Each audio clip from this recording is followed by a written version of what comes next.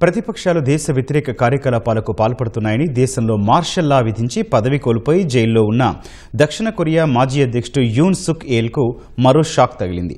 Martial లా విధించిన కేసులో యూన్ సుక్ ఇప్పటికే జీవిత ఖైదు అనుభవిస్తున్నారు. 2024 అక్టోబర్లో ఉత్తర కొరియాలోకి డ్రోన్లు పంపిన కేసులో తాజాగా మరో 30 ఏళ్లు జైలు శిక్ష ఆయనకు పడింది. కిమ్ సైన్యాన్ని రెచ్చగొట్టేందుకే యూన్ సుక్ ఈ ఆదేశాలు జారీ చేసినట్లు న్యాయస్థానం పేర్కొంది.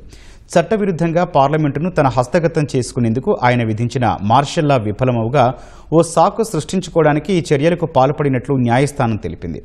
యూన్తో పాటు మాజీ రక్షణ మంత్రి Kim Yong Hyun, defence counter intelligence command మాజీ అధిపతి యో in Hyung, drone operations commands మాజీ అధిపతి కిమ్ యోంగ్ డేలను న్యాయస్థానం దోషులుగా నిర్ధారించింది. వారికి కూడా జైలు శిక్ష పడింది.